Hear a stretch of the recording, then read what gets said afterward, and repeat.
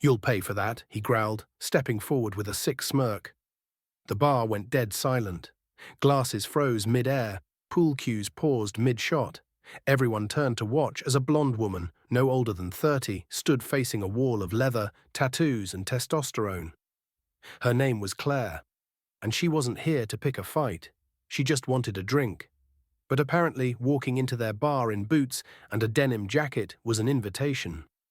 One of the bikers had called her sweetheart, another had grabbed her wrist, and when she slapped his hand away without hesitation, that's when the threat started. "You think you can walk in here and touch me?" he spat, stepping closer. He was huge, over 6 feet, arms like cinder blocks, eyes full of rage. The rest of his crew leaned in, waiting for a show, but Claire didn't flinch, she didn't even blink. He swung. It wasn't just a slap, it was a full backhand meant to send her to the floor. But before his hand ever connected, she moved. Not back.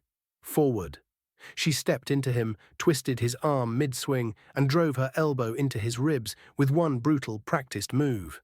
The biker gasped, dropped to his knees, wheezing like a deflated tire. Gasps erupted from the crowd. One of the bikers jumped from his stool. "You're dead, But she was already turning. In one fluid motion, she ducked under his grab, spun, and swept his legs from beneath him.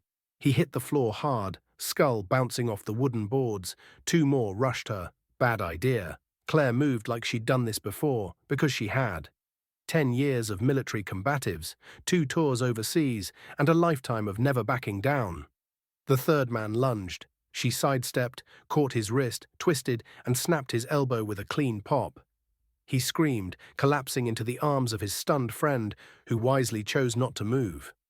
Within 10 seconds, 3 grown men, leathered, bearded, armed, lay flat on the ground, moaning. The bar was silent.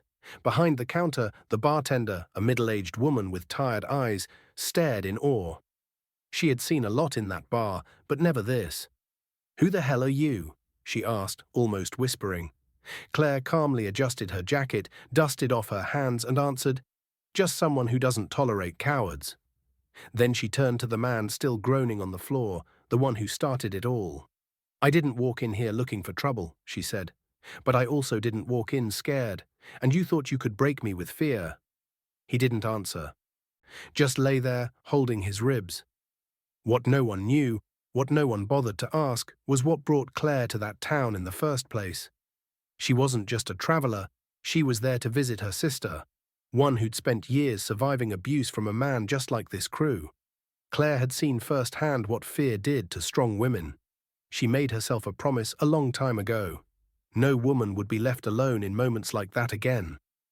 A young waitress whispered from behind the bar, "That was the most badass thing I've ever seen." Claire just nodded, slid her glass toward the bartender and said, "Whiskey, neat." The bartender poured it without a word. Meanwhile, the rest of the gang, stunned, speechless, slowly helped their bruised brothers off the ground. Not one of them looked her in the eye. Not one dared say a word. Until the door swung open again. 2 local deputies stepped inside, eyes sweeping the room. "We got a call," one said. "Fight break out?" Everyone turned toward Claire, but the bartender was the first to speak. "Yeah," she said. 3 guys started harassing a woman. They slipped and fell. The officers looked at the bikers, beaten, battered, humiliated, and then at Claire, sipping her whiskey, calm as a sunrise. "Slipped and fell?" the deputy asked, eyebrow raised. "Real clumsy," she replied, not even looking up. After a pause, he nodded. "Got it." The deputies left, and the bar erupted.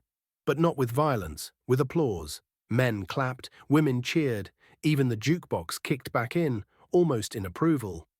Claire just sat there, sipping her drink like nothing happened. Because to her, it wasn't a fight, it was a reminder. You never know who you're messing with until it's too late. Before we end this story, let us know in the comments where you're watching from. We'd love to hear. If this story touched you, don't forget to like the video, subscribe to the channel, and let us know how you feel in the comment.